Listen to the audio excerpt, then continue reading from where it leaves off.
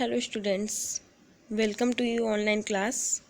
और आज मैं लेके आई हूँ आप लोगों के लिए हिस्ट्री का चैप्टर 2 का third part.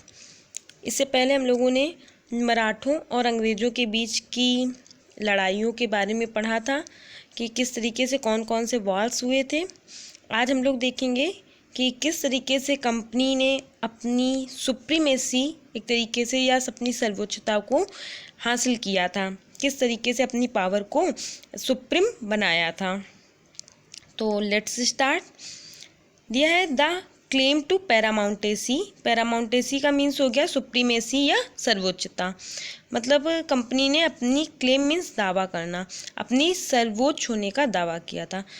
It is clear from the above that from the early 19th century the company pursued an aggressive policy of territorial expansion। मतलब ऊपर जितना भी हमने कुछ पढ़ा उससे ये सारी चीज़ क्लियर हो जाती है कि 19th सेंचुरी की स्टार्टिंग में ही कंपनी ने एक पॉलिसी, एक एग्रेसिव पॉलिसी मीन्स एक आक्रामक पॉलिसी शुरू की, जिसके थ्रू उसने अपना टेरिटोरियल मीन्स क्षेत्र का एक्सपेंशन विस्तार, क्षेत्रीय विस्तार करना शुरू कर दिया। Under Lord Hastings governor general from 1813 to 1823, जो कि गवर्नर जनरल थे 1813 से 1823 तक। A new policy of paramountcy was initiated। मतलब लॉर्ड हेस्टिंग्स के अंडर में एक नई पॉलिसी इनिशिएट की गई, शुरू की गई, लागू की गई, जिस पॉलिसी का नाम था पैरामाउंटेसी मीन्स सर्वोच्चता। Now the company claimed that its authority was paramount or supreme. इसके बाद कंपनी ने ये दावा किया कि उसकी जो अथॉरिटी है वो अपने आप में सुप्रीम में सबसे ऊंची है। Hence its power was greater than that of Indian states, क्योंकि उसकी जो शक्ति है, ताकत है, वो इंडियन स्टेट्स से ज़्यादा है। In order to protect its interest it was justified in annexing or threatening to annex any Indian kingdom. और अपनी हितों की सुरक्षा के लिए वह जितने भी इंडियन स्टेट्स या इंडियन किंगडम्स हैं उनको अपने कब्जे में लेने के लिए कहती रही। मतलब वो उसका मानना ये था कि अपने हितों की सुरक्षा के लिए वो इंडियन स्टेट्स को अपने कब्जे में ले लेगी, उन्हें अपने अंडर में करती जाएगी। This view continued to guide later British policies as well.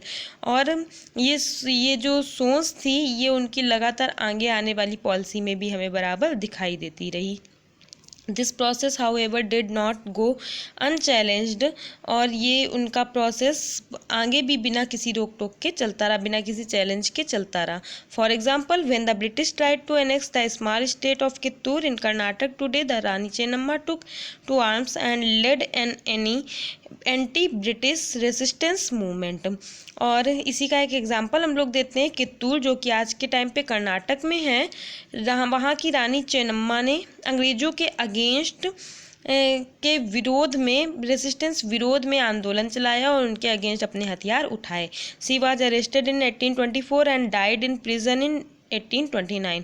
और वो 1824 में अरेस्ट कर ली गई और जेल में 1829 में उनकी डेथ हो गई। बट रायन्ना, अ पुअर चौकीदार of Sangolli in Kittur, carried on the resistance. लेकिन रायन्ना जो कि एक गरीब चौकीदार था संगोली का, संगोली जो प्लेस है वो कित्तूर में ही है, उसने इस विरोध को आगे बढ़ाया। With people support he destroyed many British camps and records. उसने लोगों के सपोर्ट से बहुत सारे ब्रिटिश कैंप्स और रिकॉर्ड्स को डिस्ट्रॉय कर दिया।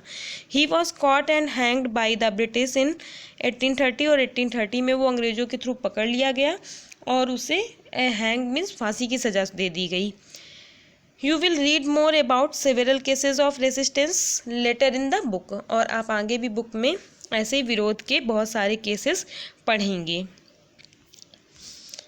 आगे दिया है, in the late 1830 the East India company become worried about Russia. 1830 के लास्ट टाइम पे ही लगभग ईस्ट इंडिया कंपनी रसिया को लेके, रूस को लेके बहुत ज़्यादा चिंतित हो गई। It imagine that Russia might expand across Asia. वो देख रही थी कि रसिया किस तरीके से पूरे एशिया में फैलता जा रहा है। And enter India from the north waste. और नॉर्थ वेस्ट साइड से इंडिया में भी एंटर कर रहा है। ड्राइवन बाय दिस फियर, और इसी डर से इसी डर के कारण the British now wanted to secure their control over control the north west, वो अपने आप को सिक्योर करना चाहते थे और इसीलिए वो नॉर्थ वेस्ट इंडिया पे अपना कंट्रोल करना चाहते थे। They fought a prolonged war with Afghanistan between 1838 and 1842, और अफ़गानिस्तान के साथ उन्होंने 1838 से 1842 के बीच एक बहुत लंबी लड़ाई लड़ी and established indirect company rule there, और वहाँ पे एक इनडायरेक्ट कंपनी का शासन इस्टेब्लिश कर दिया। Sindh was taken over in 1843, और सिंध को 1843 में अपने अंडर में ले लिया। Next in line was Punjab, और उसके बाद अब जो नंबर था वो पंजाब का था। But the presence of Maharaja Ranjit Singh held back the company, लेकिन महाराजा रणजीत सिंह की प्रेजेंस में कंपनी को वहाँ से वापस लौटना पड़ा। After his death in 1839 two prolonged wars were fought with the Sikh kingdom. 1839 में उनकी डेथ के बाद सिखों के साथ कंपनी के दो बड़े युद्ध हुए। Ultimately in 1849 Punjab was annexed, और अंततः 1849 में पंजाब को भी उन्होंने अपने अंडर में ले लिया। द डॉक्ट्राइन ऑफ लैप्स, एक पॉलिसी आई थी डॉक्ट्राइन ऑफ लैप्स, जिसको बोलते हैं विलय नीति, मतलब किसी भी चीज़ को अपने अंडर में मिला लेना। The final wave of annexation occurred under Lord Dalhousie, who was the governor general from 1848 to 1856, और ये फाइनल तरीके से हम लोग बोल सकते हैं कि फाइनल वेव ये अंततः एक लहर थी जो कि किसी भी एनेक्सेशन, किसी भी चीज़ को अपने अंडर में ले लेने की, मतलब विलय कर लेने की, मिला लेने की, अधिग्रहण कर लेने की लहर थी, जो कि लॉर्ड डलहौजी के शासनकाल में आई थी। जो लॉर्ड डलहौजी थे वो गवर्नर जनरल बने थे 1848 से 1856 के बीच। He devised a policy that come to be known as the doctrine of lapse, उन्होंने एक पॉलिसी बनाई जो कि डॉक्ट्राइन ऑफ लैप्स पॉलिसी के नेम से जानी जाती है। The doctrine declared that if an Indian ruler died without a male heir, his kingdom would lapse, that is become part of company territory. ये जो पॉलिसी थी इसने ये डिक्लेयर कर दिया कि अगर कोई भी इंडियन रूलर बिना हेयर मीन्स होता है वारिस, अपने मेल वारिस मतलब पुरुष वारिस के बिना अगर डेथ हो जाती है किसी भी रूलर की, तो जो कंपनी है उसका अधिग्रहण कर लिया जाएगा, विलय कर लिया जाएगा, और वो कंपनी का वो राज्य जो है कंपनी का हिस्सा बन जाएगा। One kingdom after another was annexed simply by applying this doctrine, और इस पॉलिसी के थ्रू एक के बाद एक करके कई सारे राज्य अंग्रेजों के अंडर में होते चले गए। सतारा 1848, संबलपुर 1850, उदयपुर 1852, नागपुर 1853 एंड झांसी 1854। मतलब ये सारे जो किंगडम थे ये जो ईयर्स मेंशन है, इन ईयर्स के टाइम पीरियड में जो उस अंग्रेजी शासन के अंदर में आते चले गए। Finally in 1856 the company also took over Awadh, और 1856 में फाइनल तरीके से कंपनी ने अवध पे कब्जा कर लिया। This time the British had an added argument, और इसी टाइम पे ब्रिटिश ने एक तर्क दिया। This said that they were obliged by duty, उन्होंने कहा कि वो ये ड्यूटी, ये कर्तव्य निभाने के लिए मजबूर हैं, to take over Awadh in order to free, क्योंकि वो अवध के फ्री द पीपुल की, वो अवध के लोगों को फ्री करना चाहते हैं from the misgovernment of the Nawab के कुशासन से, मतलब अनुचित शासन से। Enraged by the humiliating way in which the Nawab was deposed, और इस तरीके से उन्होंने इस तरीके से लोगों के प्रिय नवाब को गद्दी से उन्होंने अपमानित करके हटा दिया। The people of Awadh joined the great revolt that broke out in 1857, और इसी कारण से भड़के हुए लोगों ने, गुस्साए लोगों ने 1857 में एक क्रांति का उद्भव किया या क्रांति को जन्म दिया। एक्टिविटी एक दी है, imagine that you are a nawab's nephew and have been brought up thinking that you will one day be king, now you find that this will not be allowed by the British because of the new doctrine of lapse. What will be your feelings? What will you plan to do so that you can inherit the crown?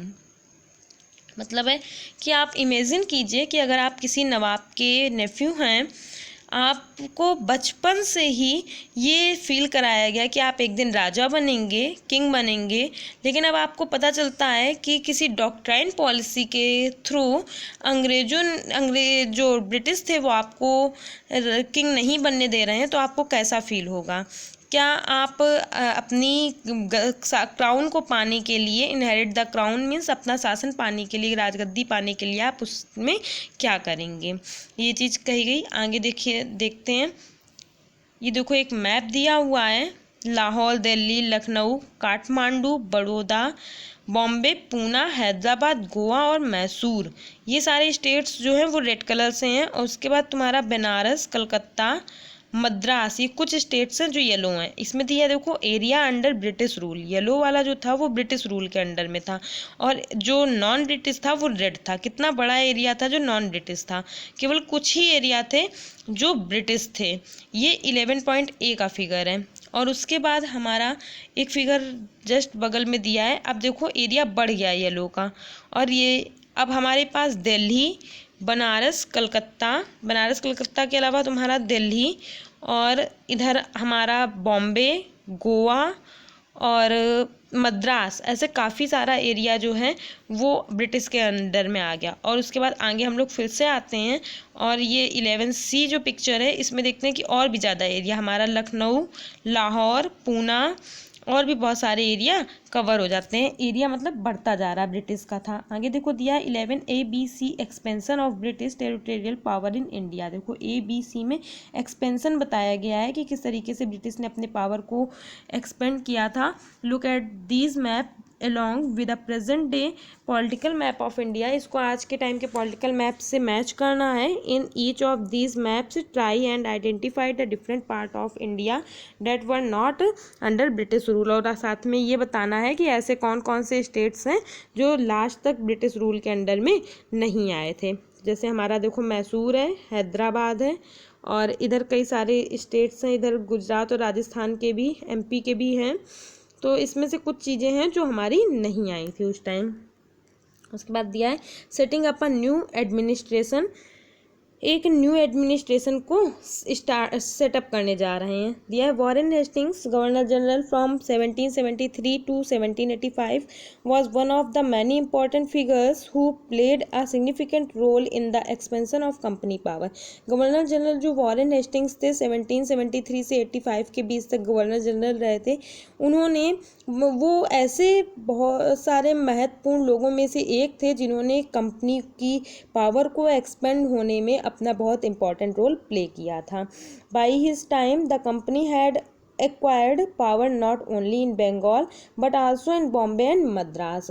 उनके time में आते आते company ना तो केवल बंगाल ही नहीं बल्कि हमारा बॉम्बे और मद्रास में भी कई जगह अपनी पावर को इस्टेब्लिश कर चुकी थी। British territories were broadly divided into administrative units called presidencies.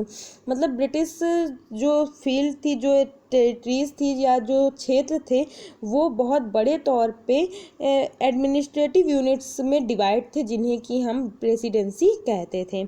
There are 3 presidency, उस समय 3 प्रेसिडेंसी हुआ करती थी, बंगाल, मद्रास एंड बॉम्बे। उसके बाद each was ruled by a governor, और उन हर किसी में एक का शासन होता था, और वो शासन जो था वो शासन करने वाले को हम लोग क्या कहते थे, गवर्नर बोलते थे। The supreme head of administration was the governor general, और उन तीनों का जो सुप्रीम हेड होता था वो क्या, गवर्नर जनरल होता था। Warren Hastings the first governor general introduce several administrative reforms notably in the sphere of justice. और वॉरेन हेस्टिंग्स जो थे वो फर्स्ट गवर्नर जनरल थे, उन्होंने कई सारे एडमिनिस्ट्रेटिव रिफॉर्म्स में प्रशासकीय सुधार किए थे, और जस्टिस मतलब स्फीयर ऑफ जस्टिस, न्याय के क्षेत्र में भी उन्होंने खास तौर पे नोटेबली मीन्स हो जाएगा नोट करने योग्य, मतलब नोट करने योग्य सुधार किए थे। दिया है from 1772 a new system of justice was establish. 1772 में एक नया सिस्टम इस्टेब्लिश किया गया था जस्टिस का। Each district was to have 2 courts, और हर एक डिस्ट्रिक्ट में 2 कोर्ट होती थी। एक क्रिमिनल कोर्ट जो फौजदारी कोर्ट होती थी और एक सिविल कोर्ट जो दीवानी कोर्ट होती थी। उसके बाद दिया है हमारा maulvis and Hindu pandits interpreted Indian laws for the European district collectors who presides over civil courts. मतलब मौलवी और हिंदू पंडित जो थे उनके लिए लॉ जो थे इंडियन लॉ, उन वो इंडियन लॉ मतलब वो इंटरप्रेट मीन्स व्याख्या करते थे, एक्सप्लेन करते थे इंडियन लॉज की for the European district collector, जो यूरोपीय डिस्ट्रिक्ट कलेक्टर्स थे उनकी अदालतों में, who presides over civil court, जो यूरोपियन डिस्ट्रिक्ट कलेक्टर थे ये सिविल कोर्ट में बैठते थे, सिविल कोर्ट में रहते थे, उनके लिए ये लोग काम करते थे। The criminal courts were still under a qazi and mufti. मतलब जो सिविल कोर्ट थी उसमें मौलवी और हिंदू वर्क करते थे और क्रिमिनल कोर्ट्स में काजी और मुफ्ती काम करते थे, but under the supervision of the collectors. लेकिन वो भी सुपरविजन होता है मतलब निगरानी में, वो भी कलेक्टर्स की निगरानी में वर्क करते थे। इधर दिया है काजी जो होता है वो एक जज होता था। Mufti a jurist of the Muslim community responsible for expounding the law that the qazi would administer. मतलब मुस्लिम जो है वो एक कम्युनिटी का ज्यूरिस्ट होता है, मतलब न्याय करने वाला, जो कि रिस्पॉन्सिबल होता है कई सारे लॉ को एक्सपाउंडिंग मीन्स व्याख्या करने में। That the qazi would administer, इस तरीके से हम काजी इसी के अकॉर्डिंग अपना फैसला सुनाता था। मतलब मुफ्ती जो होता था वो एक्सप्लेन करता था, उसके अकॉर्डिंग वो अपना फैसला काजी सुनाता था। इम्पीचमेंट मतलब a trial by the House of Lords in England for charge of misconduct brought against a person in the House of Commons. मतलब जब इंग्लैंड के हाउस ऑफ कॉमन्स में किसी भी पर्सन के खिलाफ मिसकंडक्ट मीन्स गलत व्यवहार करने का आरोप लगाया जाता था, तो हाउस ऑफ लॉर्ड्स में उस पर्सन के अगेंस्ट मुकदमा चलाया जाता था, और यही जो मुकदमा था वो इम्पीचमेंट कहलाता था। देखो ये पिक्चर दी हुई है, the trial of Warren Hastings painted by RG Pollard 1789 में आरजी पोलार्ड के थ्रू ये बनाई गई है, और ये जो था ये वॉरेन हेस्टिंग्स के खिलाफ यहाँ पे मुकदमा चलाया जा रहा है। The Warren Hastings went back to England in 1785। Warren Hastings 1785 में इंग्लैंड गए थे। Edmund Burke accused him of being personally responsible for the misgovernment of Bengal, और एडमंड बर्के ने उन पर बंगाल में गलत तरीके से शासन करने का आरोप लगाया था। This led to an impeachment proceeding in the British parliament that lasted 7 years, जो कि इसी आरोप के चलते जो हेस्टिंग्स थे उन्होंने ब्रिटिश संसद में इन पे इम्पीचमेंट का मुकदमा लगाया गया था, जो 7 years तक चला था, 7 सालों तक चला था। आगे हम लोग देखते हैं, इधर शॉर्ट वाला पहले देख लेते हैं। I impeach the common enemy and oppressors of all. मतलब मैं सबके बीच का कॉमन एनिमी, और ऑफिसर्स मीन्स उत्पीड़क, जिसके ऊपर उत्पीड़न किया जाता है, गलत तरीके से उसको पीड़ित किया जाता है, पर महाभियोग चला रहा हूँ, ये चीज़ कही थी। Here a passage from Edmund Burke के eloquent opening speech during the impeachment of Warren Hastings. मतलब एडमंड बुर्के ने ये लाइन कही थी कि मैं एक सबका एक शत्रु, मतलब अब अगर उन्होंने गलत काम किया था वॉरेन हेस्टिंग्स ने तो वो सबके ही शत्रु हुए, तो वही चीज़ कही थी कि मैं सबके शत्रु, एक कॉमन शत्रु और उत्पीड़क के खिलाफ मुकदमा चला रहा हूँ। तो वही चीज़ तो कहते हैं कि यहाँ पे एडमंड बर्के कहते हैं कि एक स्पीच देते हैं, और उस स्पीच में कहते हैं कि मैं वॉरेन हेस्टिंग्स के खिलाफ इम्पीचमेंट की कार्रवाई करने जा रहा हूँ। I impeach him in the name of the people of India whose rights he was trodden under his foot and whose country he was turned into a desert. मतलब वो कहते हैं कि मैं उन वॉरेन हेस्टिंग्स के ऊपर इंडिया के लोगों की तरफ से इम्पीचमेंट कर रहा हूँ, जिनके राइट्स को इन्होंने अपने फुट दिया, ट्रोडन अंडर हिज फुट, मतलब अपने पैरों तले रौंद दिया या कुचल दिया, और जिनके कंट्री को इन्होंने बिल्कुल डेजर्ट की तरह बना दिया, मतलब एकदम बर्बाद कर दिया। Lastly, in the name of human nature itself, in the name of both the sexes, in the name of every age, in the name of every rank, I impeach the common enemy of officers of all। मैं last में एक human के एक कहते हैं कि human nature के ऊपर हर एक एवरी सेक्सेस मीन्स हो जाए, बोथ सेक्सेस मीन्स चाहे फीमेल हो या मेल हो, उनके नाम पर, हर एज के पर्सन के नाम पर, हर रैंक के पर्सन के नाम पर, रैंक मतलब जो अपने अपने पद पे, हर पद पे रहने वाले पर्सन के नाम पे, और साथ ही में मैं सबके कॉमन एनिमी या और सबके ऑफिसर्स मीन्स सबके उत्पीड़क पर ये इम्पीचमेंट लगा रहा हूँ। एक मीनिंग दी है, धर्मशास्त्र, Sanskrit text prescribing social rules and codes of behaviour composed from 500 BCE onwards, मतलब संस्कृत की ऐसी एक कृति जिसमें सामाजिक तरीके से हम लोग कोई भी बिहेवियर को कोड के रूप में दिखाते हैं। ये एक धर्मशास्त्र होता है जो 500 BCE के पहले लिखा गया था। दिया सवार, सवार मीन्स और हॉर्सेस, मतलब घुड़सवार को बोलते थे सवार। मस्केट मतलब a heavy gun used by infantry soldiers, मतलब मस्केट जो होती थी वो पैदल चलने वाले सोल्जर्स के थ्रू एक भारी बंदूक होती थी जो यूज़ की जाती थी। और मैचलॉक, मैचलॉक होता है an early type of gun in which the powder was initiated by the match, मतलब शुरुआत के टाइम पे बंदूक में जो बारूद भरी जाती थी उसको माचिस से चिंगारी दी जाती थी। आते अब हम लोग इधर स्टार्ट करते हैं।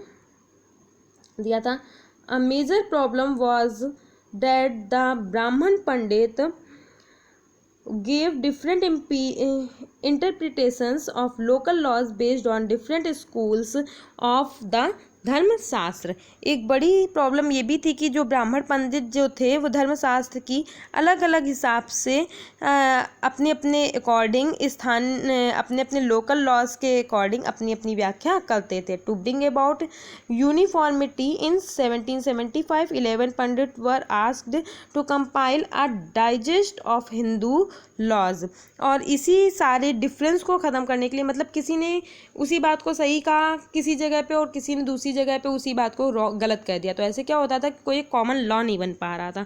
तो इसी चीज़ को ख़त्म करने के लिए और सबके बीच में सेम रूल बन जाए, यूनिफॉर्मिटी आ जाए, इसको लाने के लिए 1775 में 11 पंडित्स को मिलाकर एक को मिला के जो इंडियन लॉ था उसका एक मिला जुला एक कंपाइल एक संग्रहित रूप तैयार किया गया, करने का काम सौंपा गया।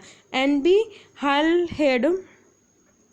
बी हॉलहेड जो थे उन्होंने translated this digested into English, उन्होंने इस संकलन का इस कंपाइल का जो था इंग्लिश में ट्रांसलेशन किया था। By 1778 a code of Muslim laws was also compiled for the benefit of European जजेस, और इसी तरीके से 1778 में यूरोपियन जजेस के बेनिफिट्स के लिए मुस्लिम कानून की भी इसी तरीके से कंपाइल तैयार की गई थी।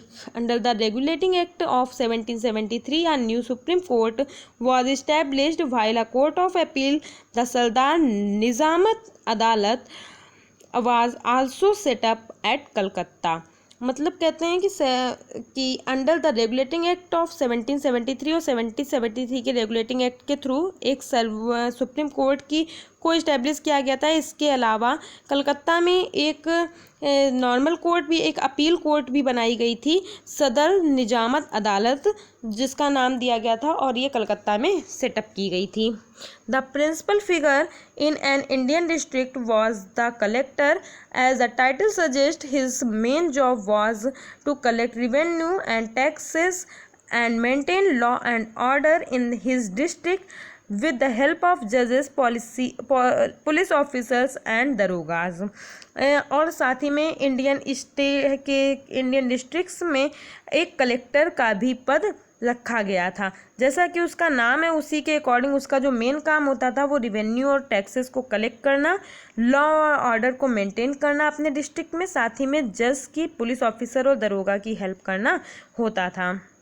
His office was collectorate became the new center of power and patronage that steadily replaced previous holders of authority। उसका जो ऑफिस था वो कलेक्ट्रेट और शासन सत्ता मतलब पावर को संरक्षण देने के लिए का एक नया केंद्र, एक नया सेंटर बन गया था, और जिसे कई पुराने जिसने जो पुरानी पहले की जो सत्ता थी उसके सेंटर्स को काफ़ी दूर अलग हटा दिया था।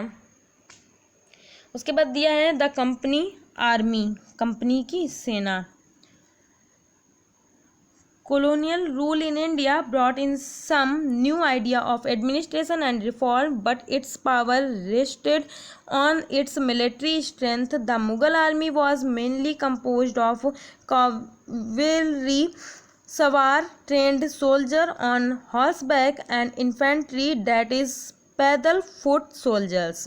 मतलब कहते हैं कंपनी के साथ भारत में शासन को सुधारने के लिए और भी न्यू आइडियाज़ आए, लेकिन उनकी जो असली सत्ता थी वो सैनिकों के पास चली गई, असली पावर जो थी वो सैनिकों के पास चली गई। मुग़ल जो आर्मी थी उसमें मुख्य रूप से जो थे वो घुड़सवारी होते थे, सवार मतलब जो ट्रेंड लोग होते थे जो घोड़े पे चल सके, और साथ ही में उनके पास पैदल सेना थी। They were given training in archery, तीरंदाजी and used of the sword। ये लोग तीरंदाजी में और तलवार चलाने में ट्रेंड होते थे। The cavalry dominated the army and the Mughal state did not feel the need to have a large professionally trained infantry। और इस सेना में सवारों का इतना दबदबा रहता था कि कभी भी मुग़ल साम्राज्य को पेशेवर रूप से प्रशिक्षित मतलब हम लोग का प्रोफेशनली तौर पे प्रशिक्षित सेना की ज़रूरत महसूस ही नहीं होती थी। The rural areas had a large number of armed peasants and the local zamindars often supplied the Mughal with पैदल सोल्जर्स। और जो लोकल के जमींदार थे या गांव के जो किसानों की बड़ी संख्या थी वो सशस्त्र सेना के साथ मुग़लों को ज़रूरत पड़ने पे हमेशा पैदल सिपाही दे दिया करते थे। मतलब जितने भी गांव के लोग थे और जमींदार जो थे वो अपने आदमी पैदल सेना में भर्ती होने के लिए भेज दिया करते थे जब कभी भी युद्ध में ज़रूरत पड़ती थी। मतलब उनको कभी ऐसा, क्योंकि उनके सैनिक जो थे वो इतने तेज़ थे कि वो अपने आपस के लोगों पे बहुत शासन बना के रखते थे, तो उनको कभी लगा ही नहीं कि हमारी सेना के अगेंस्ट कोई खड़ा हो सकता है या हमें कोई और भी ट्रेंड सेना की ज़रूरत पड़ सकती है। A change occurred in the 18th century when Mughal successor states like Awadh and Banaras started recruiting peasants into their armies and training them as professional soldiers। लेकिन 18th सेंचुरी में जब अवध और बनारस जैसी रियासतों में जो किसान थे उनको अंग्रेज़ों ने अपने उसमें भर्ती करके पूरी तरीके से प्रोफेशनल तरीके से प्रशिक्षण देना शुरू किया, उनको ट्रेन करना शुरू किया, तो ये सूरत जो थी, जो कंडीशंस थी वो बदलने लगी थी। The East India company adopted the same method when it began recruitment for its own army which came to be known as the Sepoy Army from the Indian word सिपाही meaning soldier। Means east India company ने अपनी सेना के लिए भर्ती शुरू कर दी। उसने यही तरीका सेम अपनाया कि मतलब वो भी किसानों को ही ले रही थी, लेकिन अंग्रेज अपनी सेना को सिपाही मतलब सिपाही जो कि भारतीय शब्द में सिपाही बन गया है उसे अपनी, जिसका मीन्स होता था एक सोल्जर, उसे अपनी सेना में लेने लगे थे। As warfare technology changed from the 1820s the cavalry requirements of the company's army declined. 1820 के में जैसे जैसे युद्ध की तकनीकियाँ बदलने लगी, कंपनी ने घुड़सवार टुकड़ियों की ज़रूरत ख़त्म होने लगी। This is because the British Empire was fighting in Burma, Afghanistan and Egypt where soldiers were armed with musket and matchlocks। और इसकी वजह ये थी मेन कि ब्रिटिशर्स को बर्मा, अफगानिस्तान और इजिप्ट जैसे जगहों पे भी लड़ाई लड़नी पड़ी और जहाँ पे मस्केट और मैचलॉक से जुड़े हुए मतलब मैचलॉक को धारण किए हुए सिपाही होते थे। The soldiers of the company's army had to keep pace with changing military requirements and its infantry regiments now became more important. और कंपनी ने अपने सिपाहियों को बदलने की ज़रूरत महसूस हुई कि उनके सैनिकों को बदला जाए और अब उनके पास पैदल टुकड़ी इसकी ज़्यादा महत्वपूर्ण होती जा रही थी। In the early 19th century the British began to develop a uniform military culture. और 19th सेंचुरी में ब्रिटिशर्स ने अपनी जो सैनिक थे उनके लिए एक मिलिट्री कल्चर के लिए एक यूनिफॉर्म फिक्स कर दी, मतलब एक ड्रेस फिक्स कर दी। Soldiers were increasingly subjected to European style training, drill and discipline and regulated their life for more than before। और साथ ही में सोल्जर्स ने भी यूरोपीय तरीके की स्टाइल से ट्रेनिंग लेना, अभ्यास करना और अनुशासन में रहना सीख लिया था। उनकी जो लाइफ स्टाइल थी वो पहले से ज़्यादा अब कंट्रोल में होने लगी थी। Often this created problems since caste and community feelings were ignored in building a force of professional soldiers। और उनमें से कभी कभी ये जो प्रॉब्लम्स आती थी क्योंकि वो जो पेशेवर सिपाही थे, प्रोफेशनल सिपाही थे, उन्हें सेना खड़ा करके चक्कर में कई बार जात और मतलब कास्ट और कम्युनिटी जैसी चीज़ों को वो लोग आपस में नज़रअंदाज करते थे, मतलब ध्यान नहीं देते थे, इग्नोर करते थे। और could individual so easily give up their caste and religious feelings. और लोग भला कैसे इतनी जल्दी अपनी कास्ट और रिलीजियस फीलिंग्स को आसानी से छोड़ सकते हैं। Could they see themselves only as soldiers and not as member of community. क्या वे खुद को इतनी जल्दी सिर्फ अपने आप को एक सोल्जर के रूप में देखेंगे कि वो ना कि किसी एक कम्युनिटी के मेंबर के रूप में। What did the sipahi feel. सिपाही क्या महसूस करते थे। How did they react to the change in their lives and their identity. और वो किस तरीके का रिएक्ट कर रहे थे जब उनके लाइफ में मतलब जीवन में और उनकी पहचान में इतना बड़ा बदलाव हुआ। That is their sense of who they were. और वे इस बात के एहसास में क्या बदलाव को महसूस कर रहे थे, किस तरीके से देख रहे थे। The revolt of 1857 gives us the glimpse into the world of the sipahi. You will read about the revolt in chapter 5। मतलब 1857 का जो रिवोल्ट हुआ था उसमें हम लोग सिपाहियों की ही ऐसी दुनिया की एक ग्लिम्स मीन्स होता है झलक देखेंगे कि वो हम लोग समझेंगे कि किस तरीके से उन लोगों की लाइफ स्टाइल थी या वो किस तरीके को फील कर रहे थे। और इस चीज़ को हम लोग अपने चैप्टर 5 में पढ़ेंगे। उसके बाद कंक्लूज़न दिया हुआ है। कंक्लूज़न में दिया है East India the East India company was transformed from a trading company to the territorial. The arrival of new steam technology in the early 19th century also aided this process. Till then, it would take anywhere between 6 and 8 months to travel to India by sea. East India company जो कि एक व्यापारिक company बन गई थी, trading company बन गई थी, बढ़ते बढ़ते एक टेरिटोरियल कॉलोनियल पावर मतलब जो औपनिवेशिक शासन शक्ति अपनी उसने स्थापित कर ली थी।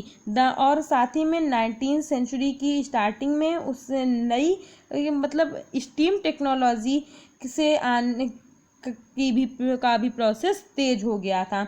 उस टाइम पे जो इंडियन सीज थे उनमें इंडिया तक आने में 6 to 8 मंथ्स का टाइम लगता था। जो अगर हम लोग सीज के थ्रू आते थे, steam ships reduce the journey time to 3 weeks, enabling more Britishers and their family to come to far off country like India। और जो स्टीम शिप्स थे उनके थ्रू ये जो टाइम पे था वो ओनली 3 वीक्स में ही सिमट गया था। मतलब वैसे जब हम लोग वैसे लोग जो समुद्र से आते थे पहले वो 6 to 8 मंथ लग जाता था, और ऐसे में अब ये क्या ओनली 3 वीक्स में पहुंचने लगे थे। इसके बाद जो ज़्यादा से ज़्यादा ब्रिटिशर्स थे वो उन्होंने आना शुरू कर दिया अपनी फैमिली के साथ में, और वो ऐसे ही इंडिया की तरह दूसरे भी देशों में जाने लगे थे। By 1857 the company came to exercise direct rule over about 63% of the territory and 78% of the population of Indian subcontinent।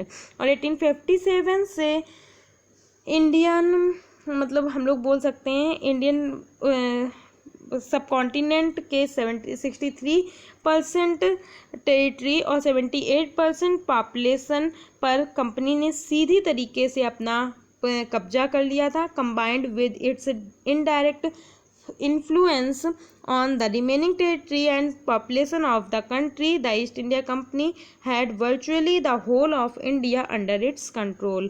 और जो रिमेनिंग पार्ट था कंट्री के का ज़मीन वाला मतलब भूभाग वाला टेरिटोरियल वाला और उसके साथ पॉपुलेशन वाला, उस पर भी कंपनी का प्रभाव कहीं ना कहीं इनडायरेक्ट रूप से था। इस तरीके से हम लोग बोल सकते हैं कि पूरे इंडिया को कंपनी अपनी ईस्ट इंडिया कंपनी अपने कंट्रोल में ले चुकी थी। इसके साथ ही यहाँ पे देखो साइड इस पिक्चर के बारे में दिया है। ये पिक्चर है, इस पिक्चर का दिया है figure 13, a sowar of Bengal in the service of company. एक सवार है बंगाल का जो कि कंपनी की सेवा में लगा हुआ है। Painted bye an unknown Indian artist, ये किसी इंडियन आर्टिस्ट ने पेंटेड किया है 1780 में। After the battles with the Maratha and the Mysore rulers the company realized the importance of strengthening its cavalry force। मतलब कंपनी मराठों और मैसूर के साथ जितने भी वार्स हुए उनके बाद कंपनी को अपनी मतलब ये महसूस हुआ, ये फील हुआ कि किस तरह कितनी ज़्यादा इम्पोर्टेंस उनको फील होने लगी कि वो अपने जो घुड़सवारों की सेना है उसको वो और ज़्यादा शक्तिशाली और ज़्यादा मजबूत बनाएं।